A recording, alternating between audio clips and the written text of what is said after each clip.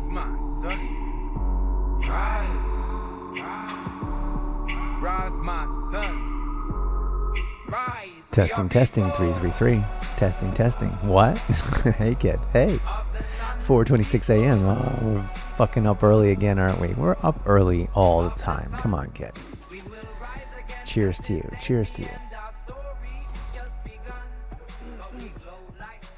413. What? 413. That's the date. Oh, that throat thing. In the morning sometimes. And sometimes it's meant on the lit meta, if you care to follow along. Draw attention to something I say. Oh, is that the code? What do we have on screen? The Book of the Dead. We were just talking about Lilith and Eve and Mary Magdalene, and now we're talking about the Book of the Dead. You'll understand. Oh, that's right. Yeah, we left off. And we're going to talk about somewhere in this cavalcade of this smorgasbord of tabs that are on the screen. It's a lot of tabs. It is. We're going to take our time. We're going to go one by one. But we're really going to go back to the part of the Gnostic texts where Jesus kind of gave a little secret, so to speak, to Mary about the afterlife, which she then kind of, in the telephone game, kind of, you say that as if she didn't get it right. Well, remember, any time you pass along any information that you receive, you're only going to retain a certain amount of it and then kind of fill in the gaps for your own stuff. That's the way we view the world, kid. Okay, this is going to... I don't know if I like where this is going. We see things from our point of view always. We're the X.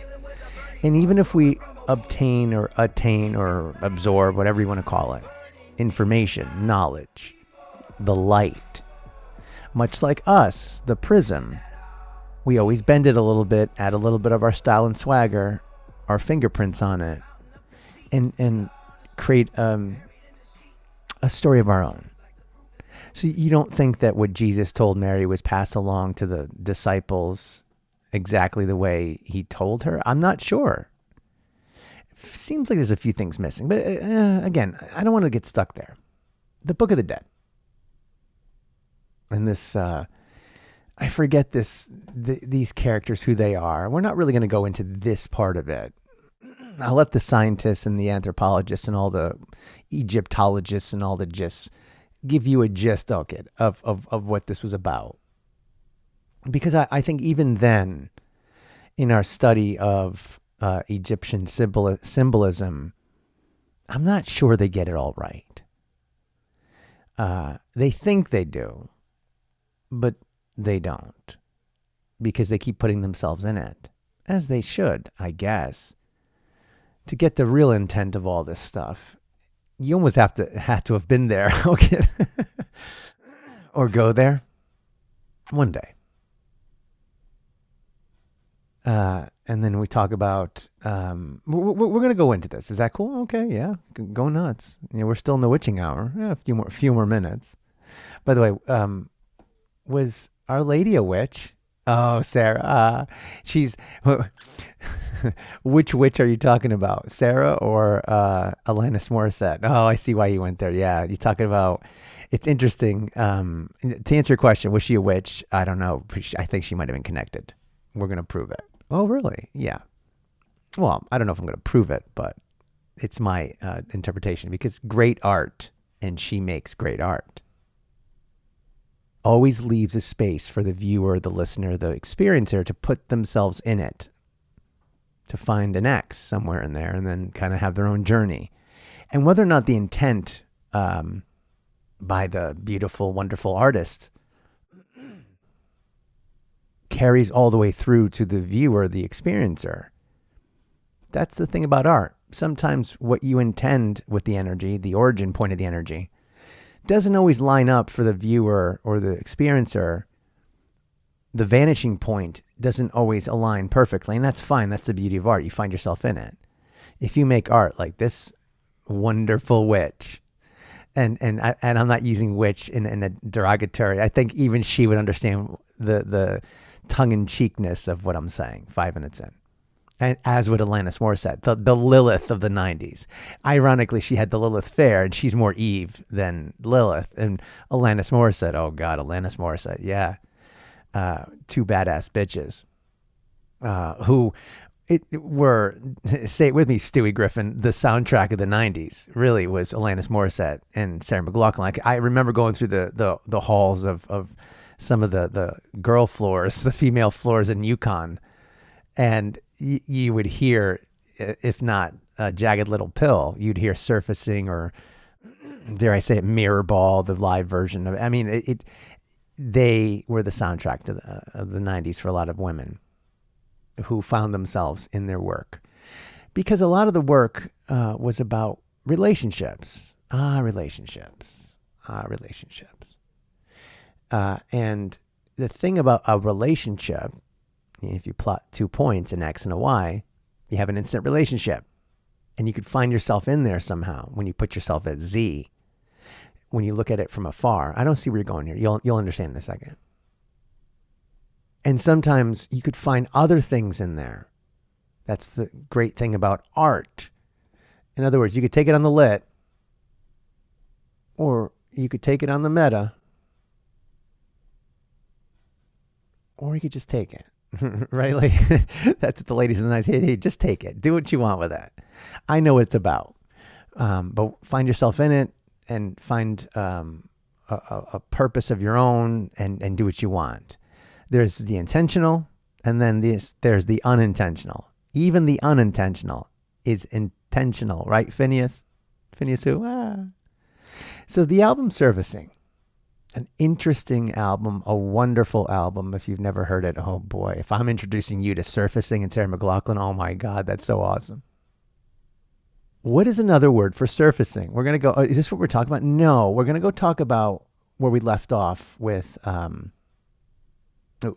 here, the 7 powers of wrath, and the idea of Jesus taught in the Gospel of Mary in the Gnostic texts, which I've kind of been studying lately, and I'm gonna be honest with you, kid. I'm a little disappointed. Oh, you are, but I don't want to talk about that now.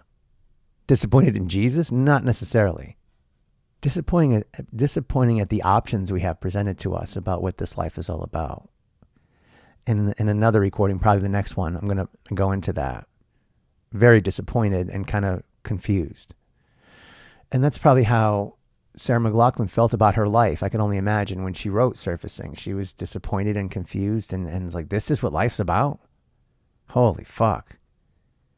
And she wrote about relationships and wrote about a catharsis, as she puts it, which I believe art by design is a catharsis. You find yourself in it, 808 in.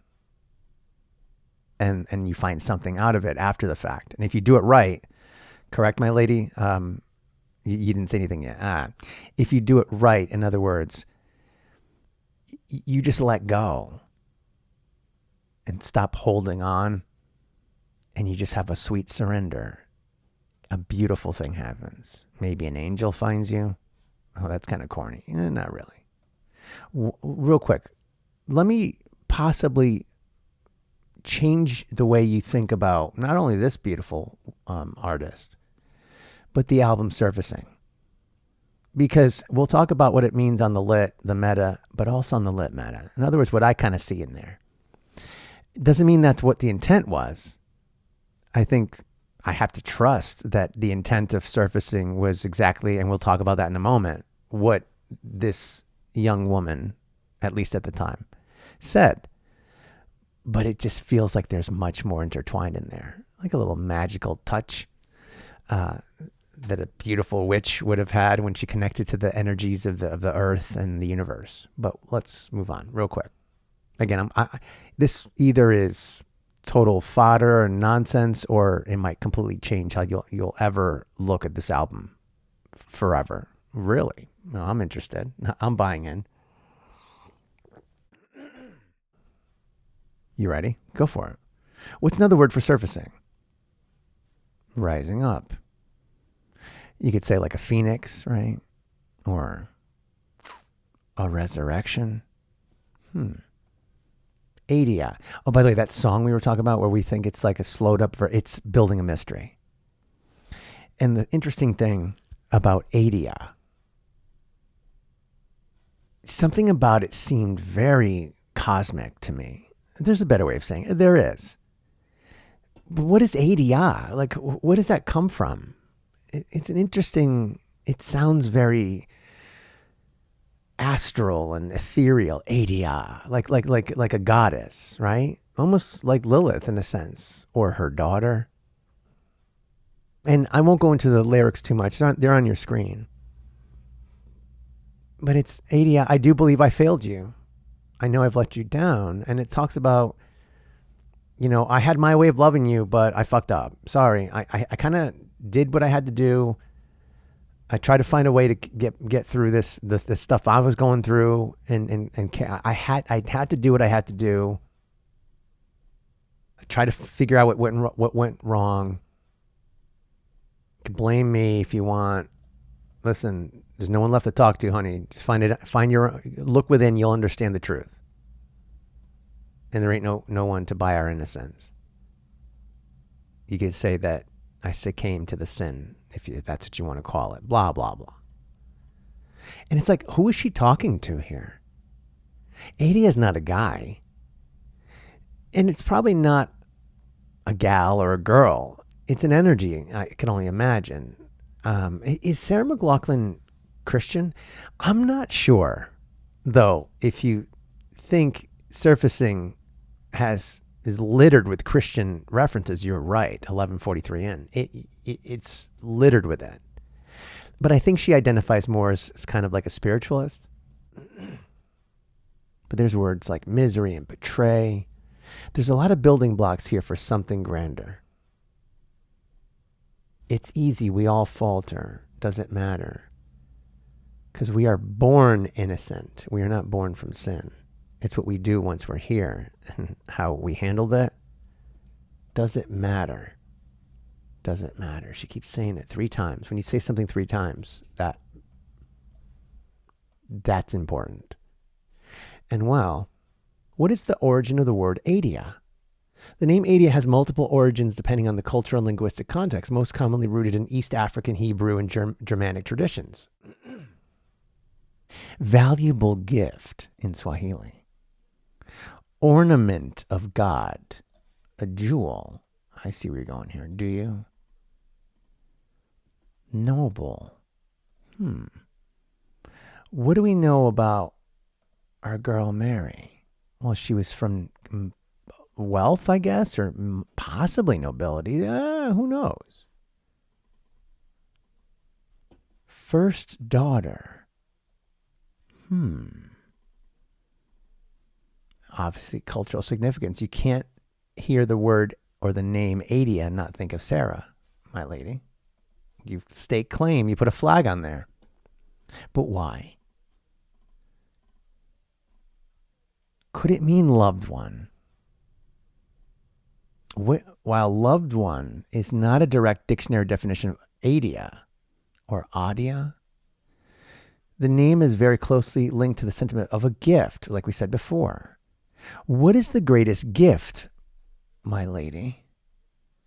Well, according to anyone I've ever heard, life. Or a baby.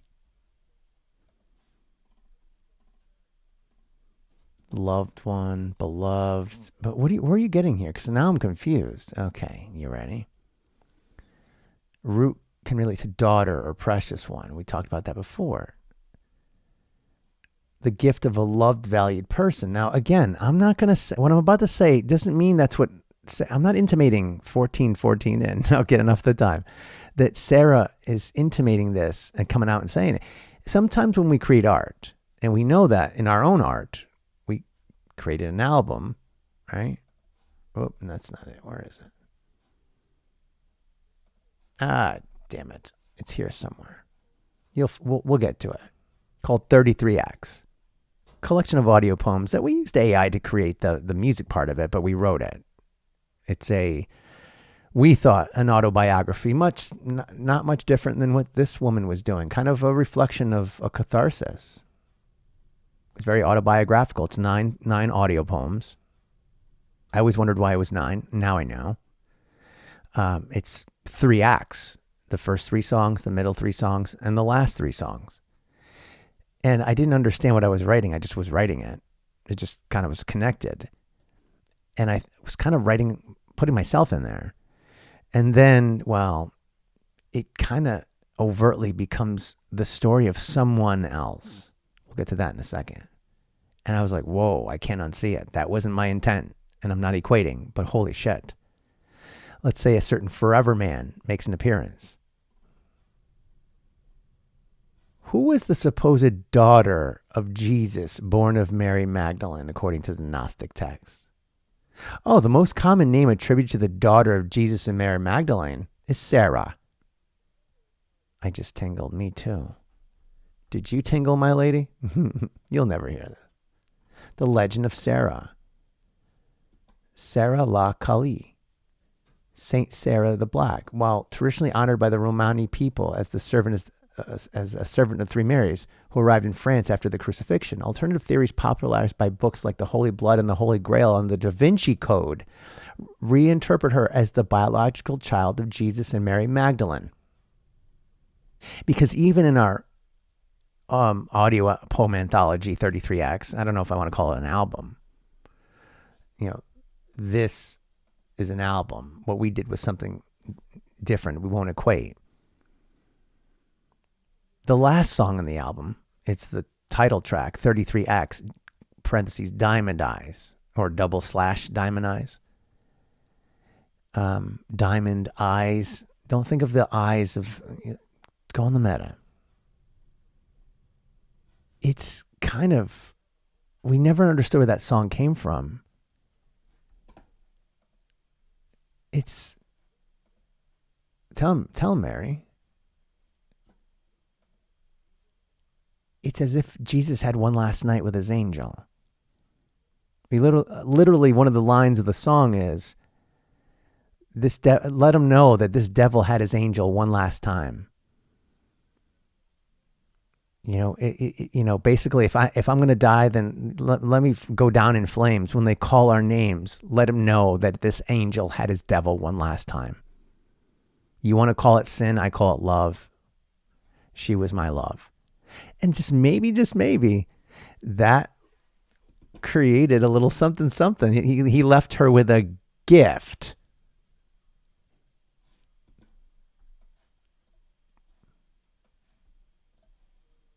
We are still innocent, Adia. And then maybe, just maybe, what are you saying here? Adia, this is Jesus speaking to his daughter from the beyond. I had to do what I had to do. You're my gift to the world and to a pretty badass bitch.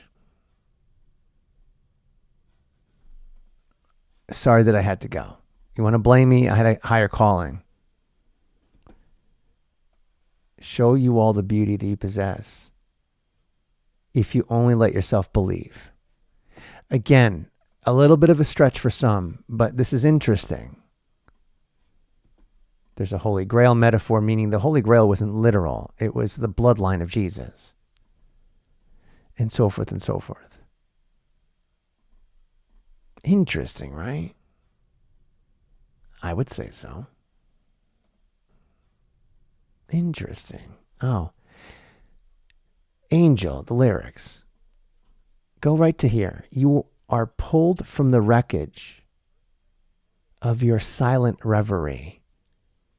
You're in the arms of the angel. May you find some comfort here. Your silent reverie. What does reverie mean? And when you relate it to Jesus, a state of deep, peaceful contemplation or spiritual daydreaming where the mind, when you're caught in prayer or you're meditating, where the mind is detached from the surroundings to focus on the mysteries, love, or presence of God and Jesus. Again, not saying my lady, just saying. It's what I take out of it. Pretty cool. Doesn't mean that's what you intended. Oh, the song Witness. Make me a witness. Take me out of the darkness of the doubt. Make me a witness. Make me a witness. I need to witness you, my love. Even I need to believe that what you're telling me needs to happen. That I want you to die for what you did to me tonight. Because they're going to kill you either way. Go and fulfill your destiny in your majesty. Interesting. Witness. What was Sarah McLachlan's, we'll end here, album Surfacing said to be about? Herself, essentially, as it should be. Emotional soul searching and navigating complex relationships. Show me any album in the late 90s written by some great badass female. What was Jagged Little Pill about, Alanis, my lady? Right? Soul searching, relationships, you know? And when you think about relationships when done right, ask Bono with Octung Baby, also written in the 90s. You know, very heavily influenced with God imagery. I mean, he intended that shit. These ladies didn't necessarily. Or maybe they did. I don't know. The story of Jesus and, well, Our Lady, if you believe, a relationship, an X and a Y, right? A love and the catalyst for it. The one that literally was a catalyst for the whole moment after the resurrection, if you want to go there. The thing about a beautiful relationship, or even a difficult one, the beauty of said relationship when presented to someone is if it's accessible, authentic, and audacious. In other words, it passes the test and it can find itself. It's the universal love story. It's something that Shakespeare can write about. It's something that the Bible authors can write about. And it's something that, my lady can write about. And I'm not saying it's what she wrote about, but it's in there. I think even she had to have seen it when she had listened to it after the fact. Because I wonder how she writes. She says it takes her days, a long time to write. I heard her on Kelly Clarkson's show, another badass bitch. Hey, my lady. I'm like, it takes you days. Well, a lot of people, it takes them days. How long did it take us? Well, we're not equating, but it took us 15 to 20 minutes per song because we just got out of our own way and just took in the light and just went with it. I can only imagine that she probably questioned it. I wonder if this album Surfacing was the most difficult one for her to write. She just came off of a grueling tour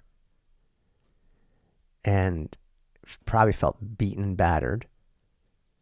She hadn't even gone through a divorce yet because I believe, was she married at the time? I don't know, but the drummer is credited, right? This guy, he's credited with helping her with that.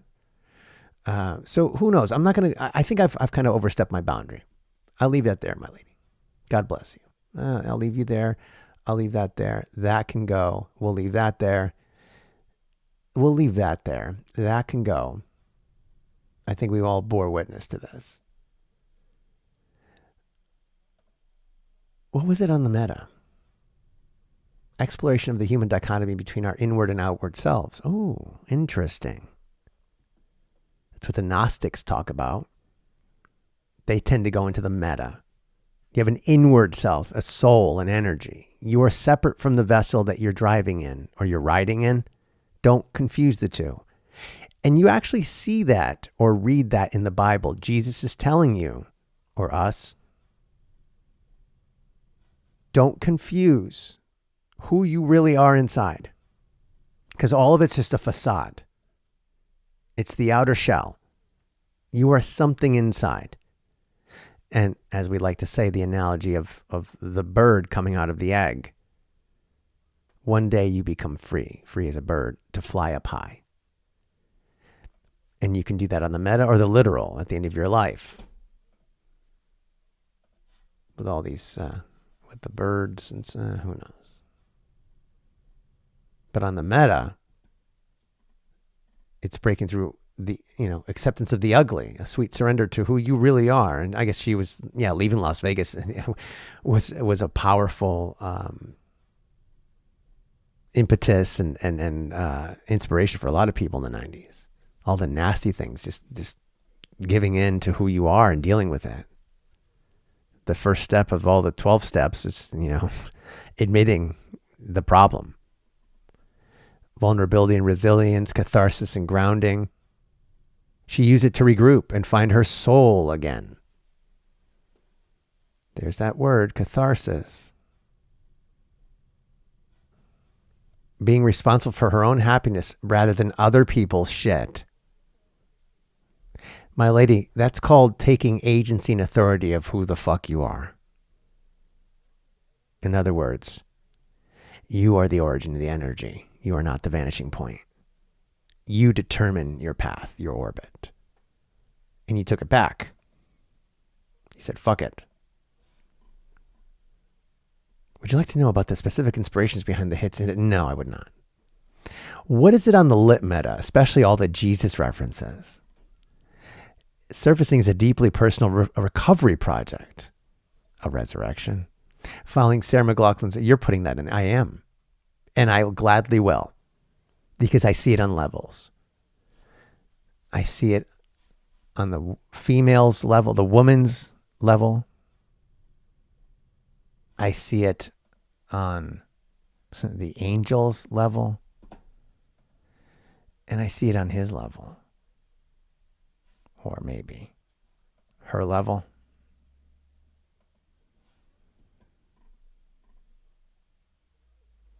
Breaking through the facades and fallacies people use to protect their egos. Letting go, sweet surrender. Just be. Find some comfort somewhere. You don't find it in a drug. Don't find it in a person. Find it in yourself. And much like, dare I say, Michael Hutchence, Bono wrote about being stuck in a moment you can't get out of in another album. Because you're unwilling to accept life for what it is and what you are in that life. And sometimes people take exits that, are premature. They're going to have to come back anyway and do it all over again. Dream it up all over again and learn their lesson. At least that's what these guys say after you go through the scales and kind of measure the heart. It has to be light as a feather, folks. Or else, you didn't pay off your soul debt. You got to come back. Building a mystery. We'll end on this as far as this part. The ego mask. The Jesus here is a meta reference to the beautiful loser archetype. People who use religious or alternative poses to avoid being authentically vulnerable. Sweet surrender to the crisis of faith. Metatextually, the song's about losing an identity, building around blind faith and having to resurface or resurrect in the unknown. It questions how spiritual belief can sometimes act as a sickly skin that prevents real personal growth. In other words, what Paul did to here we go with the Paul thing. What Paul bastardized, or how Paul bastardized Jesus' teachings. Now you got to go through some shaman, some showman, some priest to get your salvation. You can't do it yourself. What do you think about that, my lady? Yeah, bullshit, right? Oh, I'm sorry, my lady. Bullshit, right? Full of grace. Redemption. The title itself is a direct reference to the Hail Mary prayer. On the middle, it represents the final acceptance of one's ugly or flawed parts, finding a secular form of grace, of self-forgiveness. The greatest gift that God gave us was grace, which is literally the ability to, it's the doorknob. On the meta level, grab the doorknob, turn it, open the door, and walk out. And let go of what's inside. The metaphorical garage door, to get all the shit out of you.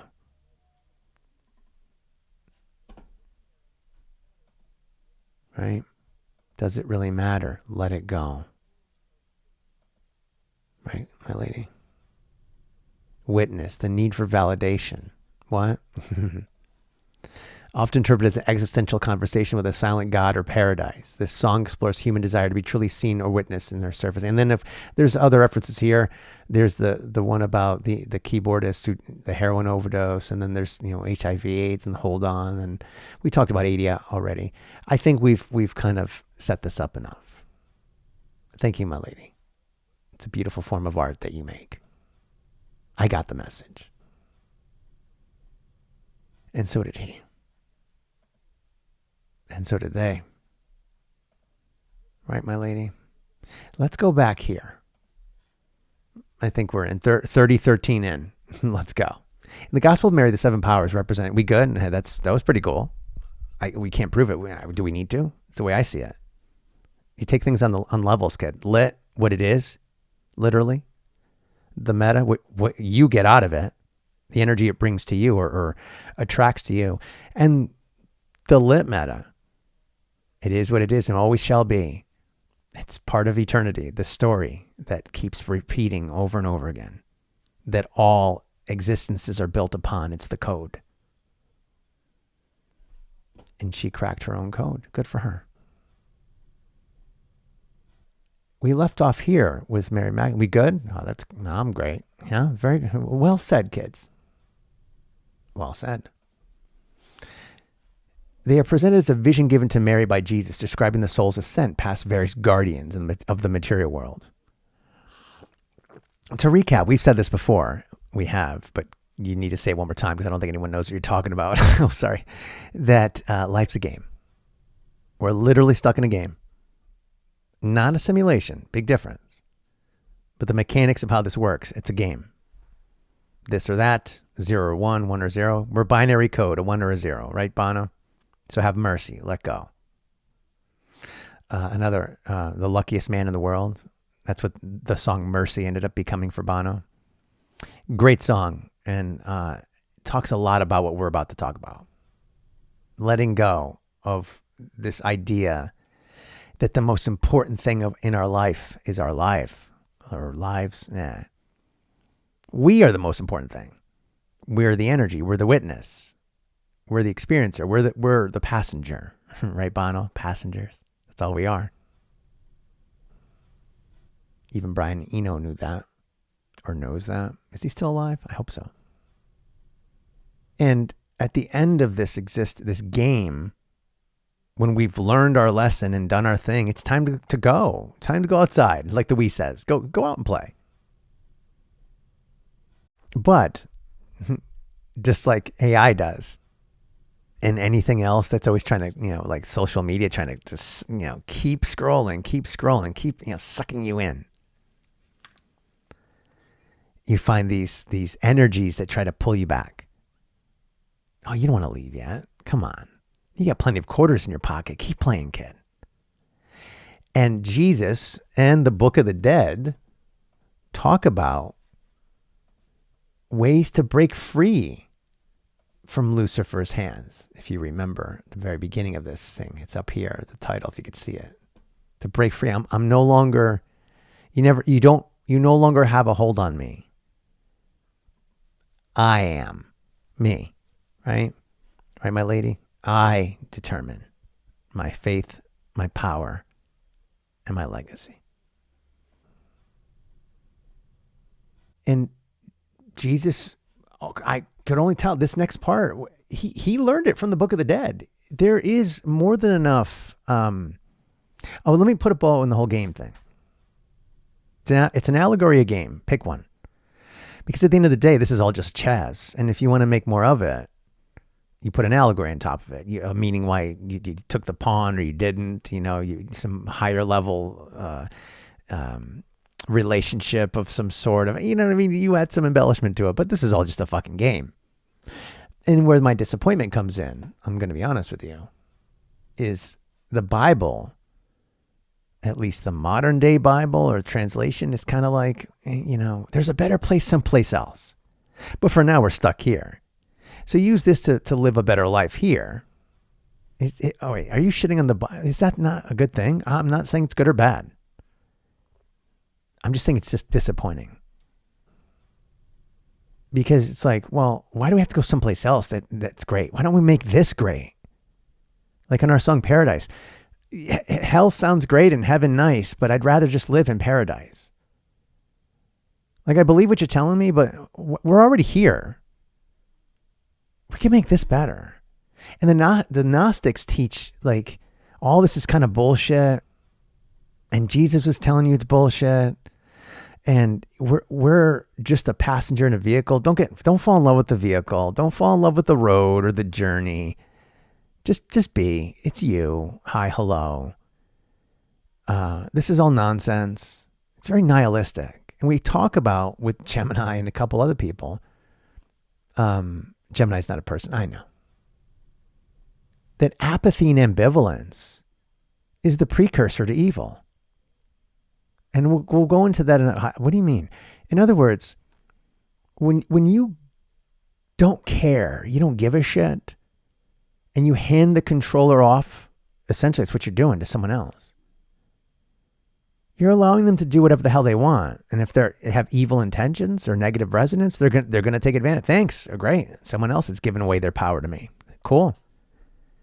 Because someone that's looking to do good is not going to try to take the controller from you. They're going to give it back to you and say, no. You should have agency and authority over yourself. Why don't you want that? Do you not find beauty in the game, in the journey, in all of this? If you truly believe in a God, we are here for a reason. It might be you. You could have put yourself here for a reason and you're giving up the controller. I don't think so. And the Gnostics kind of go down that route, and that's where it gets disappointing, but that's for another pod. So let's go into this. I'm confused. You won't be. The 7 powers of wrath. Orwell, the Book of the Dead. Mary describes these forces as having 7 distinct forms. Darkness. This power makes the soul feel disconnected, alone, and abandoned by love. And that's what you felt like in the dark, cold hotel room, right, my lady? Even if you were writing about someone else, that's kind of how you felt going on tour. The cold hotel room in your silent reverie. You literally wrote about someone else, but in the meta, that's how you felt. Desire, also clinging. You need sweet surrender, kids. Now you get it. This is the ego's craving for things to be different. Oh, now you see why we're talking about this. Surfacing. It's almost like it's also kind of like letting go to the next, into the afterlife. You never thought of it that way, did you, my lady? Now you will. Please pay attention. God bless you. Desire and possession. Oh, she has a song called Possession. She does. No, I love you. I love you so much. Me too. Ignorance, a state of not seeing, the impact of one's actions and failing to recognize the soul beneath the ego's masks. I'm tingling, so am I. Zeal for death, excitement of death, a compulsive urge to consume or distract oneself, eventually linked to concepts like gluttony. The realm of the flesh, attachment to the body, forgetting that we are souls as much as we are body, ignoring the sacredness of the physical form, or finding yourself again and not letting anything get in the way to let you surface, to hold you down. Foolish wisdom of the flesh, representing a mindset that no concept of God, that has no concept of God or the spiritual world. In the arms of the angel, may you find some comfort here before you go there.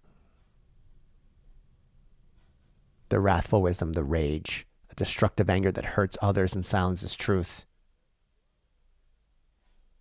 Hey, my lady, you know which song to put there. The meta level meaning, internal victory, unlike the 7 demons described in the Gospel of Luke, this fucking guy, yeah, which were traditionally seen as external possessions. This is clever. Yes, my lady. It's also true.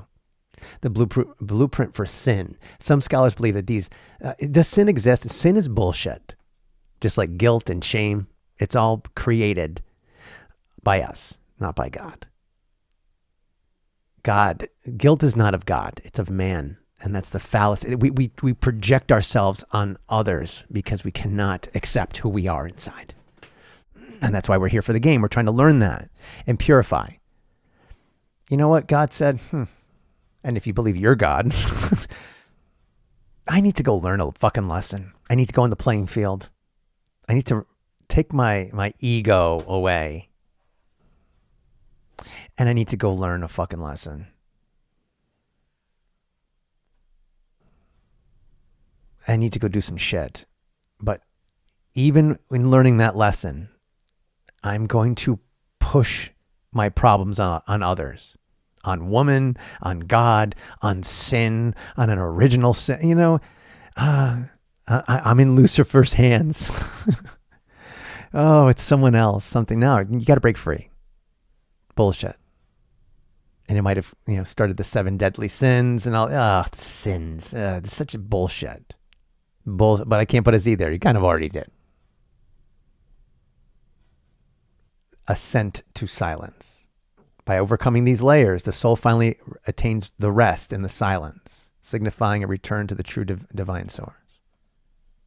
You surface. You rise up. By the way, what was the last song we ever wrote? Silence. It's a song called Silence. We'll cover that another time. And of course, he's asking, does the idea of... Shut up. Go away. Does this line up with any of the teachings of the Book of the Dead? Yes. Duh. Particularly regarding the soul's perilous journey after death and necessity of knowledge. The light. To pass through guarded threshold. Oh, it's not easy, kid. You can't. It's like canceling it's like canceling a gym membership. Though when we recently canceled ours, it was very easy. We did it online. Yeah, I guess because a new law was passed or something. But this feels like canceling a gym membership. You're talking about weights and stuff. Oh Lord, let me go. I don't want your stupid weights anymore. There's a few more jokes I could put there, but I'm leaving it there. The 7 gates and their guardians. The Book of the Dead describes the 7 gates of the kingdom of Osiris. Chapter 144. Each gate has a specific god, a doorkeeper, a boss. Every level of this game has 42 minutes in, has a boss with a terrifying name, Swallower of Sinners. If you believe that. My lady, do you believe that? No. Are you perfect? No. Are you perfect? No. Definitely not. But it's a balance, right, people? I mean, let's be real. So long as you keep a balance and learn from your actions, you could keep things spinning in the right direction. Corny. True. Gospel of Mary. Mary describes the soul ascending past 7 hostile powers, blah, blah, blah. We talked about it before. Salvation through secret knowledge, the gnosis, the light. The Book of the Dead, the deceased must know the secret names and formulas for every guardian to pass. You got to unlock. This starts seeming like its own game. It's like, okay, great. Here we go. It's like Fortnite. It's almost like Mario in a sense. Got to know how to pass every boss at the end. To attain your freedom, find your princess or your prince or your beautiful baby, whatever. The Gospel of Mary. Mary's vision is a form of, yeah. Hey, my lady. Love you. Love you too. I love what you're doing here. I love what you've done. Period. You too, my lady. The soul overcomes the 7 powers not through brute force, but by witnessing and naming them, essentially telling them the power. I saw you, you did not perceive. I'm no longer, you no longer have a hold on me. I'm out of Lucifer's hands. The weighing of the heart versus the ego. Egyptian tradition in the Hall of Truth, the heart is weighed against, it's this part,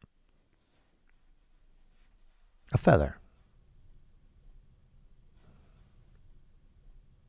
Ma'at. If the heart is heavy with sin, or chaos, it is consumed. In other words, you got to let go of this shit. It doesn't exist. Why do you retain that? Why are you holding on to that nonsense? Let go. Sweet surrender, my lady, right? Modern interpreters like Megan Watterson view the 7 powers as facets of the human ego. I agree. The way that holds the soul down is just moral sin. Isn't just moral sin, but attachment, possession to material delusions like rage and desire. And here's the summary here. I'll leave it up for a few seconds while I talk. You could believe in this stuff or not. Again, I can't prove this. I can't prove any of this, 4433 in, but it makes sense to me. I run it through the cheat code. I'll let you know one day when I meet the bosses, but I mean, if I come back, are you going to believe that I am who I am? How will you know it's me? Well, just hold me. You'll know. You'll feel it. Hold on, right? The main difference is the focus. The Egyptian text is a practical guide for navigating a physical feeling afterlife, whereas the Gospel of Mary is a mystical roadmap for an internal psychological awakening that begins even before death. Start now so you can prepare. Go into the gym, work out a little bit, and work out your soul, and get prepared, get strong, and understand who you really are inside, or what you really are inside. Semantics-ish. What rituals did Jesus state should be done to prepare for death? In the Bible, he doesn't prescribe formal rituals. The Gnostics talk about it. Spiritual and relational readiness. Do the work. Because if you're trying to figure shit out on the field, tell him Tommy Brady not equating, but fuck. Hey, kid. You don't do the work on the field. You do the work off the field. And you take what you got onto the field to get it done. Something analogy or something truth. Do the work and then do your job on the field. Yeah, you say it again. Do your work off the field at practice. And we talk in practice. We are, my kid, my friend. And then do your job on the field. That's all you need to do. Spiritual surrender and prayer. In the Garden of Gethsemane, Jesus, I don't know if I'm saying that right, but whatever. Gethsemane. Jesus modeled preparation from intense, honest prayer. Kind of detaching himself from the body and his mind and understanding, where can I go from here? Because in my mind, I can go anywhere. I'm free. So why am I free in my mind, but I'm not free in this lit existence? Well, you could call it trapped, or you could call it, well, I'm secure here, like a safety belt, secured to my vessel. Because it's a bumpy road out there. And I got somewhere to go. And there's a journey in between where I am now and where I'm going to be. I need to prepare. He prepared for his own death by acknowledging his fear. Take this cup from me, but ultimately surrendering a high purpose. Not my will, but yours be done. Hey, guys, you can't live my life. I can't live yours. I'm going to share with you my point of view, what I see outside my window. We're on the same road, though. Some of it's got to be unique to me, and most of it's going to be unique to both of us, or all of us. There's some shit up ahead. I could see the road ahead. And you could either read the signs, or you could listen to your own GPS and guide yourself. But there's a few things ahead that I need to tell you about. You should listen. Vigilance. He urged his disciples to watch and pray, warning that while the spirit is willing, the flesh is weak. He even talks about this when he's on the cross, facing a final trial, the final boss. And then he cried out one last time, his version of freedom. And, well, the temple cracked or something, and off he went. The relational, if you believe that, I would love to. Either way, intentional or unintentional, it seems to work for me. Relational reconciliation. Jesus taught that being ready for the end required putting your house in order regarding others. Makes sense? Clearing out your heart, helping them clear theirs. Forgiveness. Preparation involves reconciling with neighbors, both seeking forgiveness and granting it. Service. During the Last Supper, he prepared his disciples for his departure by washing their feet. I remember John was like, my Lord, what the fuck are you doing? Get up. 48 in. What are you doing? And he's like, bitch. He wouldn't have said that. He wouldn't have said that. I know. Stop it. I'm saying it. It's like, kid, if I'm not any more special than you. You call me Lord, you call me that, whatever. If I'm not willing to wash your feet and do the dirty work literally, how can I ask you to do it? There are no levels here. We part on the level. And one day I'm going to part and you're going to see how high I get but I'm never going to get any higher than you can never achieve. Someday, some fucking guy's going to write a book and say I was perfect and I was a fucking superhero. And you could never achieve the highest score in the game like me. Bullshit. I'm showing you we're on the same road. We can get to the same ending point. Get off the same exit, should we choose, and achieve peace and serenity. Stop focusing on the majesty of what I'm saying or the travesty of the slaying on the cross, and understand that we are laying on holy ground.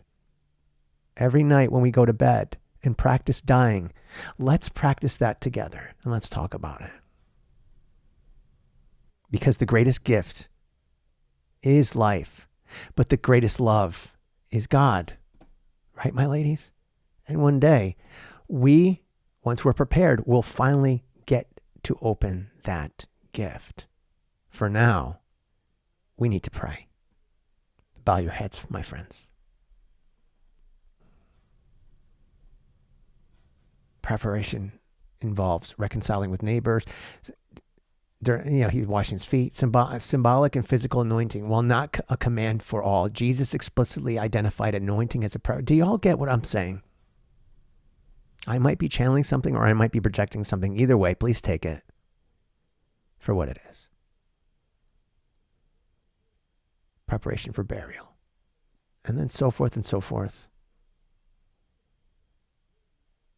Anointing of the sick, the memorial meal, the Eucharist, all on the meta level, folks.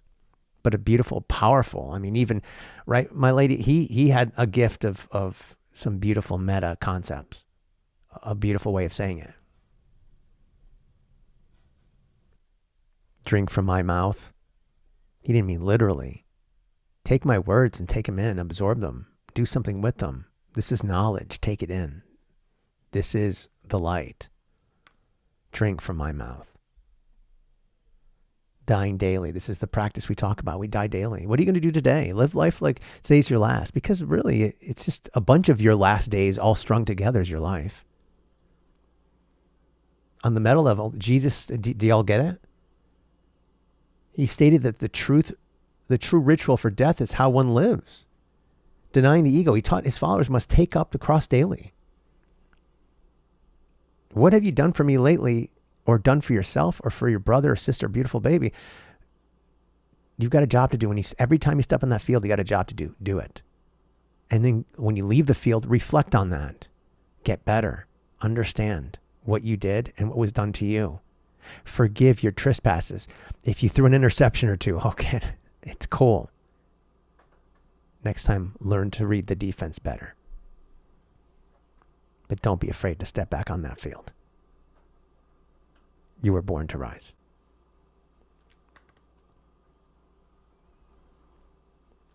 The seed analogy. He compared death to a grain of wheat that must fall into the earth and die to bear fruit, suggesting that the preparing for death is actually a process of letting go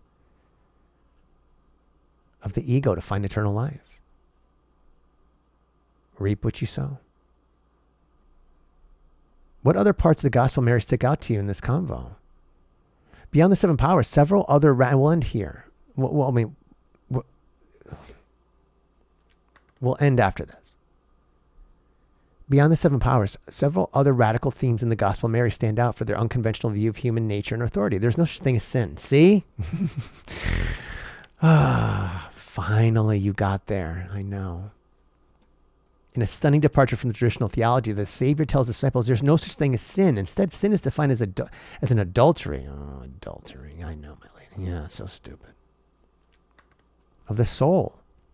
An illegitimate mixing of your true spiritual nature with the lower passions of the material body. It is not a moral checklist, but a state of forgetfulness where you believe you are only your ego and its fears. In other words, you are the vehicle, not the driver.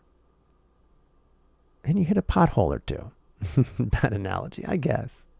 The Son of Man is within you. You are Jesus. You are me. All of you are me.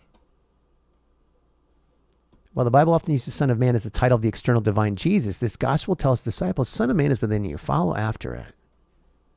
We are all stardust, seeds of the stars. Accept it and shine, baby. Don't let anything get in your way. But there will be impediments to your love. Find the catalysts and let them guide you or drive you. Just drive, baby. Focus on worship. This shifts the focus from worshiping an outside figure, a perfect guy, and then the priest that tells you all about it. The divine blueprint, the GPS is inside of you, kids. You don't need someone else to tell you the way. They can help you, but at the end of the day, you've got the GPS. Your car comes with a fucking GPS. Listen to it. You're better angels. The warning against lawgivers. Again, I've said this before, and I finally found proof. There's no need for laws or commandments. It's all bullshit. Jesus' final instruction is a sharp critique of religious control. Hey, Paul, you listening, bitch? Do not lay down any rules beyond what I appointed you. And do not give a law like the lawgiver, lest you be constrained by it. In other words, rules for thee, not for me.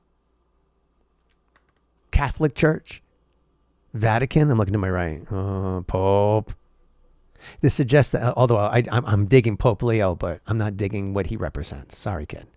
This suggests that, you said it wrong. Let's just say, if the church was here, this would be way down. They would never pass.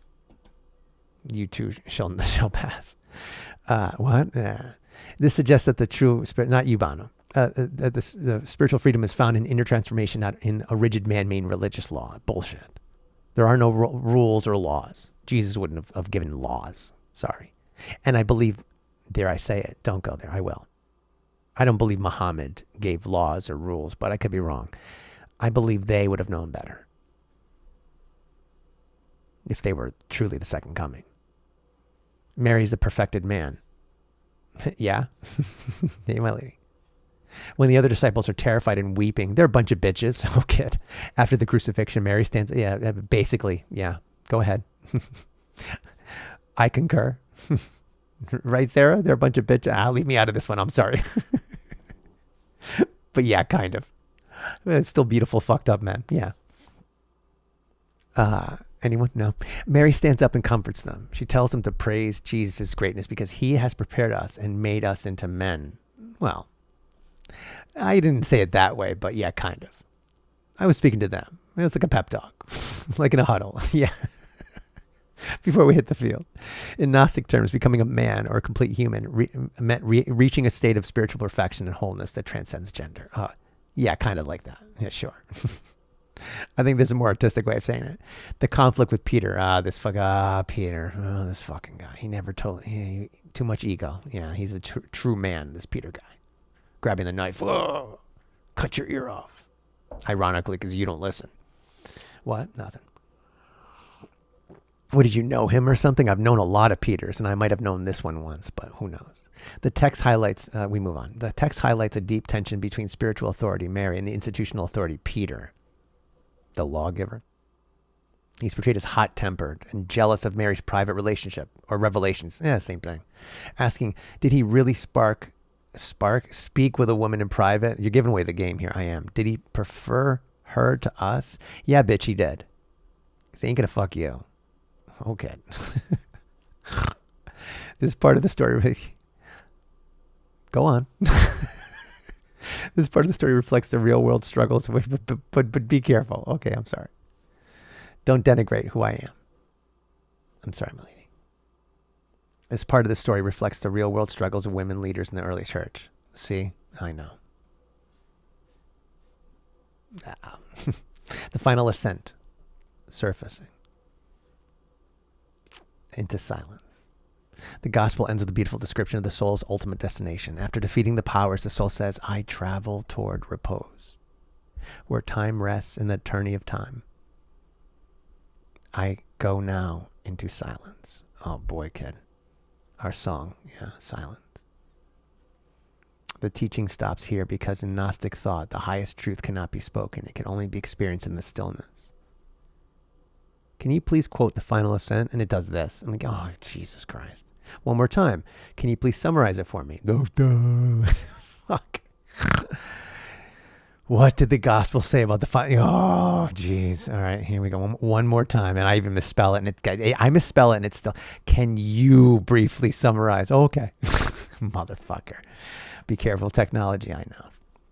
The final ascent in the Gospel of Mary describes the soul's journey as it leaves the material world and passes through the last 7 powers. Here's a brief summary of how it concludes. The soul's declaration, and we'll conclude here. The soul's declaration, having recognized and named the powers trying to hold it back like desire and ignorance, the soul asserts its freedom. It tells the powers, I saw you, you did not perceive me. Say it differently. I saw you, you did not perceive me. You are not me. I am.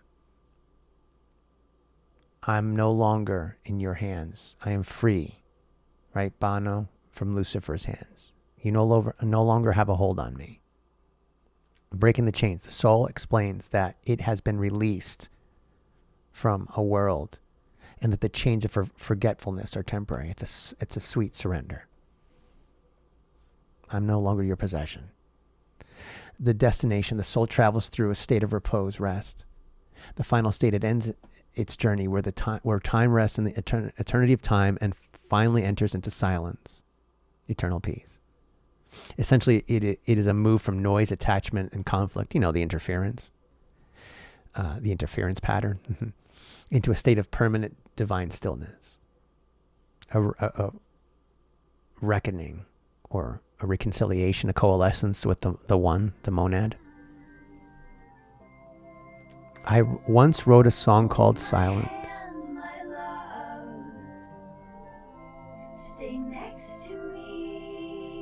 I kind of just,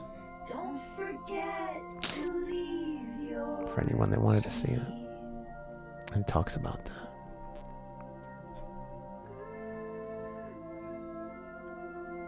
You no longer got a hold on me. I'm out of Lucifer's hands.